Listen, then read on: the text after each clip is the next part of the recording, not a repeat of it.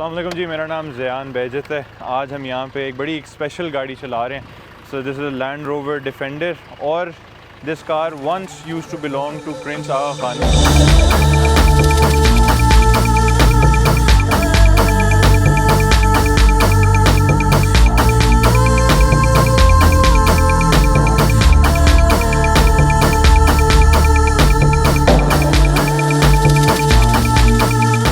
और this has been completely prepped up by AG Motors. Big thank you to Raja Yasir साहब, उन्होंने मुझे गाड़ी दी है चलाने के लिए। आज लैंड रोवर जिन्होंने बनाई थी, नाम मेरे जहन से निकल गया, वो अपनी इस्टेट के अपने फार्म के जो राउंड लगाते थे, एक्स यूएस मिलिट्री विलीज़ जीप थी उसमें करते थे। तो वहाँ से आइडिया स्टेम हुआ था कि एक ब्रिटिश मैन्युफैक्चर्ड गाड़ी होनी चाहिए solely for agriculture use. Defender unlike the Cruiser, side पे देखें व्हाट ए व्यू।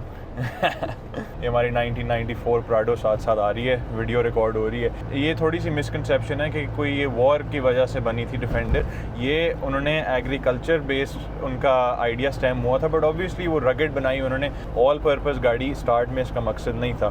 तो उस वक्त रोवर लग्जरी गाड़ियाँ बनाता था, तो रोवर P3 का इंजन उन्होंने डाला जीप के फ्रेम के ऊपर। 2 स्पीड ट्रांसफ़र केस था गाड़ी में, मीनिंग 4 व्हील ड्राइव, और इसके अंदर एक सेंट्रलाइज स्टीयरिंग व्हील था। प्रॉब्ली ट्रैक्टर से इंस्पायर्ड, सेंटर में बंदा बैठता है। और of course aluminium body use हुई थी क्योंकि उस टाइम पे पोस्ट वॉर टाइम था, स्टील की बहुत शॉर्टेज हुई थी। गवर्नमेंट जो थी रैशनिंग कर रही थी इवन स्टील की, तो एल्युमिनियम प्लस उनको फ़ायदा भी हो गया क्योंकि ये जितनी भी आप एक्सट्रीम कंडीशन को इसको एक्सपोज कर देते गाड़ी को, कोई रस नहीं लगता था, कुछ नहीं होता था। सिर्फ एक प्रॉब्लम है कि अगर डेंट पड़ जाता है तो उसको निकालना बहुत मुश्किल हो जाता है। और ये माशाल्लाह गाड़ी is in very very good condition. Aahista Aahista cost efficient करने के लिए इसको लैंड रोवर का अपना फ्रेम डेवलप हुआ।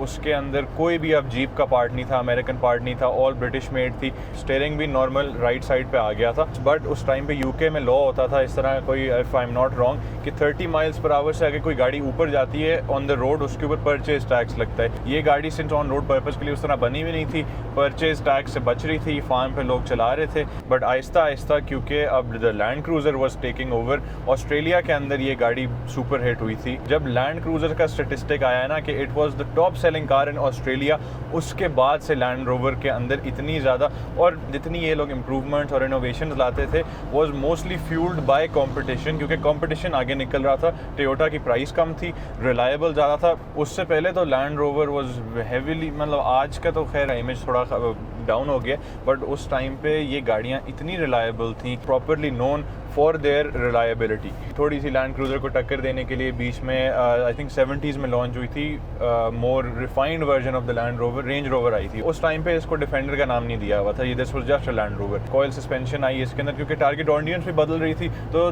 दे needed to focus on comfort और बाकी सारी चीज़ें जो कि पहले हार्डकोर यूटिलिटी व्हीकल्स में वेमो गुमान में भी नहीं आता था कि ये चीज़ें कंसिडर करनी है। फिर क्योंकि लैंड क्रूज़र की इतनी पॉपुलैरिटी की वजह से जब लोगों की आदतें ख़राब हो गई, तो लैंड रोवर के बारे में वो बातें बनना शुरू हो गई थी कि अंडर पावर्ड है, बहुत सारी कंप्लेंट्स आ रही थी। फिर जो रेंज रोवर के अंदर V8 डाल रहे थे वो फिट किया इसके अंदर।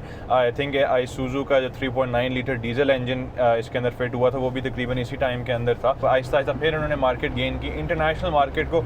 उसके बाद उस इंटरनेशनल मार्केट को उस तरह से नहीं घेर सके ये लोग। यूरोप और यूके के अंदर सेल्स स्काई रॉकेट हो गई थी दोबारा। जब लैंड रोवर डिस्कवरी इंट्रोड्यूस हुई थी, उस टाइम पे फिर लेट 80s या अर्ली 90s के अंदर जाके इसको ऑफिशियली डिफेंडर का टाइटल दिया गया था। सबसे पहले तो जो ग्रिल है, ये एक यूके की कंपनी है, वो बनाती है इस मैश को। साइडों पे ग्रिल भी है, very very rare to find, very very expensive, मतलब ऑब्वियसली क्योंकि बड़ा स्किल्ड वो चाहिए आपको, skilled labour. This has been fabricated right over here in Pakistan at AG Motors.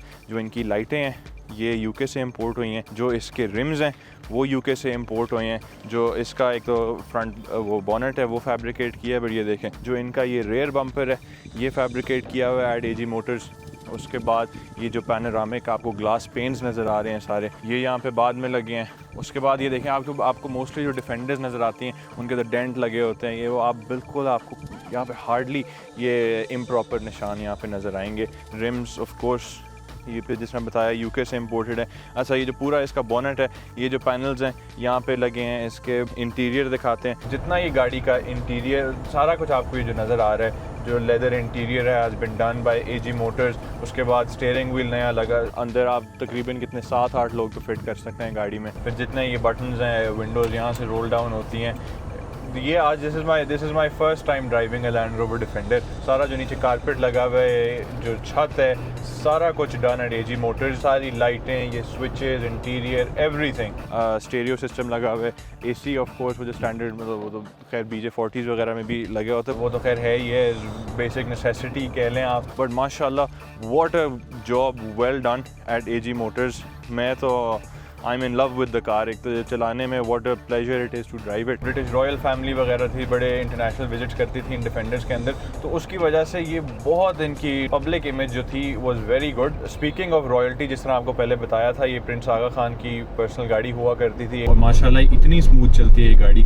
60-70 kilometres per hour पे आपको पता ही नहीं चलता, मतलब गियर शिफ्ट वगैरह नहीं आता आपको। आप एक्सपेक्ट कर रहे होते ना इस तरह की गाड़ी से कि आपको झटके लगेंगे थोड़े से, नथिंग एट ऑल।